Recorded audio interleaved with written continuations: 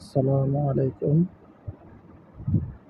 হুজুরের কথার সাথে যারা একমত তারা তাদের মতামত পেশ করুন।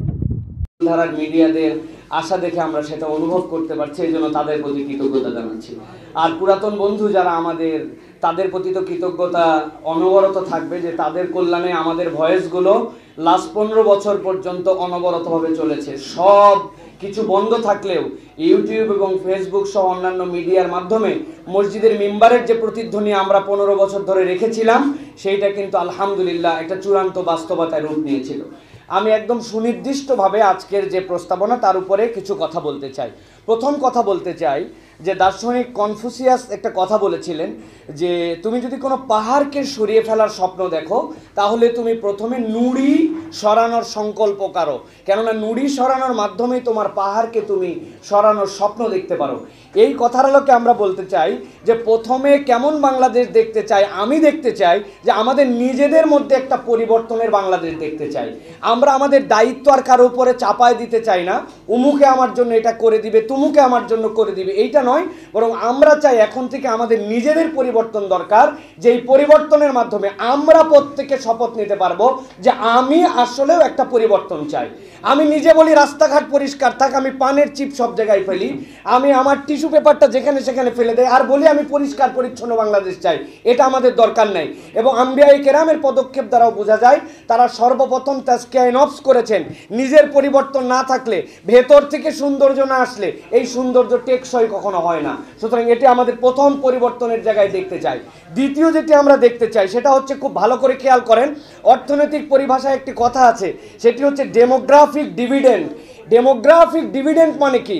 কোনো জাতিগোষ্ঠীর যখন সর্বোচ্চ সংখ্যক মানুষ কর্মসক্ষম থাকে তখন সেটাকে বলা হয় ডেমোগ্রাফিক ডিভিডেন্ড। এখন বাংলাদেশে আলহামদুলিল্লাহ এই মুহূর্তে সবচেয়ে বেশি কর্মক্ষম মানুষ, তরুণ সমাজ এখন আমাদের সবচেয়ে বেশি। সুতরাং পরিবর্তনের পাথ এখন আমরা নিতে পারি, যেটার মাধ্যমে আমরা সামনের দিকে ইনশাল্লাহ পরিবর্তন করার জন্য চেষ্টা করতে পারি। 3 নম্বর যেটি আমাদের জন্য গুরুত্বপূর্ণ সেটা হচ্ছে রাজনৈতিক স্থিতিশীলতা। ভালো করে জানতে হবে যে আমাদের দেশ চালায় কিন্তু রাজনীতিবিদরা। আমরা মনে করি ডিসিএসপি অনেকে দেশ চালায়, কিন্তু এই জায়গায় যদি টেকসই এবং সঠিক পরিবর্তন না হয়, সেই আগের পচা মানুষের রাজনীতি যদি থাকে তাহলে আমাদের জন্য কোনো পরিবর্তন হবে না। এই জন্য একটি কথা আমাদের মনে রাখতে হবে, আমাদের নেতার পরিবর্তন দরকার নাই, নেতা অটোমেটিক আল্লাহ তৈরি করবেন, কিন্তু নীতির পরিবর্তন আমাদের দরকার। এরপরে আমি সুনির্দিষ্টভাবে আপনাদের কাছে 5টি বিষয় বলবো যে কেমন বাংলাদেশ চাই। এক্ষেত্রে 5টি বিষয় 5 মিনিটের মধ্যে শেষ করার জন্য চেষ্টা করব। 1 নম্বর, আইনের শাসন চাই। আইনের শাসনের অন্যতম একটা দিক হচ্ছে দায়িত্বশীলকে নাগালের মধ্যে পাওয়া। প্রধানমন্ত্রী, রাষ্ট্রপতি তারা এমন এক কবজার মধ্যে থাকবেন, কোনোদিন তাদেরকে দেখবে না। জীবনে বাজার করার জন্য আসে নাই, জীবনে বাংলাদেশের হাসপাতালে ট্রিটমেন্ট নেওয়ার জন্য আসে নাই। তার বাজার কে করে, বাজার অন্যদের হুঁশ নাই তার। এই জন্য যারা দায়িত্বশীলতার জায়গায় থাকবেন, সপ্তাহে 2 দিন তাদেরকে বাজারে আসতে হবে, আইন করতে হবে।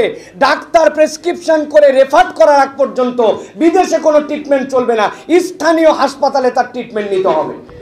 এটা যদি আমরা করি, এই মানুষগুলো তখন দায়বদ্ধতার জায়গায় আসবেন। সুতরাং আমরা এটা বলবো, আইনের শাসনের এটা অন্যতম দিক। সাথে সাথে বলবো, পুলিশের আপনারা ভাইয়েরা, আপনাদের এই পোশাকের প্রতি এমন পরিমাণ বাংলাদেশের মানুষের ঘৃণা জন্মেছে, যারা বর্তমান দায়িত্বে আছেন অন্তত পুলিশের পোশাকের কালারটা পরিবর্তন করেন।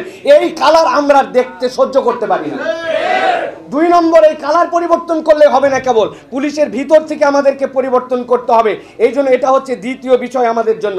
3 নম্বর বিষয় যেটা বলবো সেটি হচ্ছে দুর্নীতি দমন। দুর্নীতি দমনের ক্ষেত্রে জবাবদিহিতা না থাকলে কখনো দুর্নীতি দমন হয় না।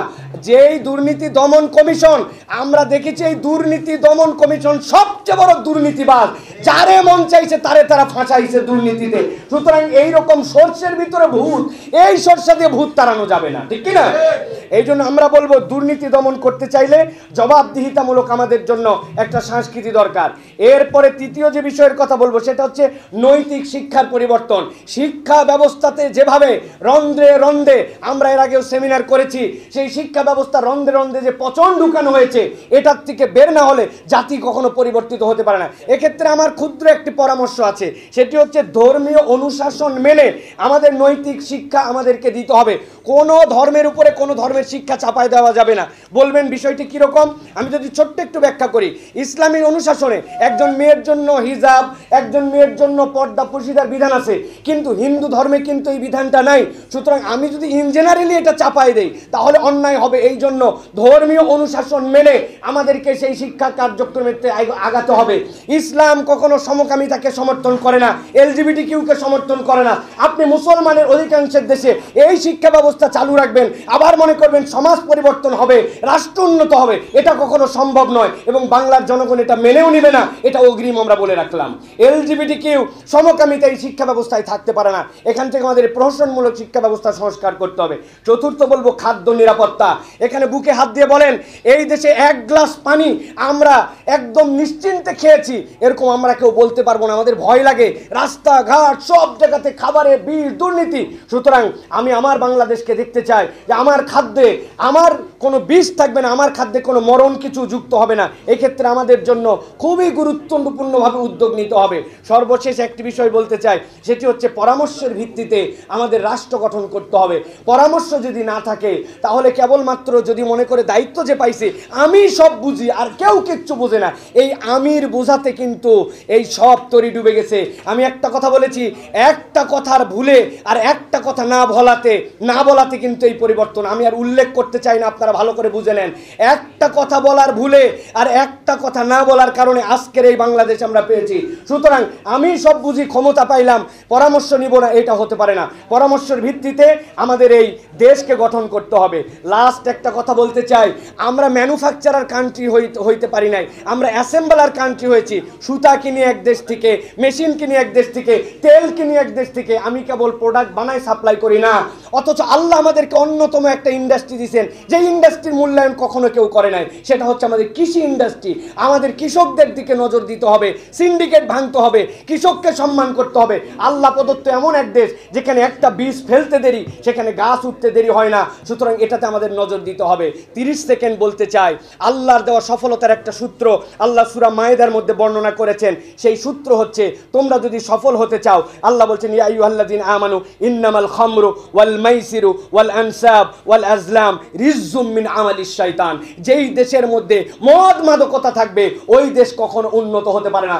আমার তরুণ সমাজকে হেফাজত করার জন্য পাড়া মহল্লা থেকে আইন করে সকল মদের বার, মাদকতা, চোরাচালান, সিন্ডিকেট চিরতরে বন্ধ করতে হবে।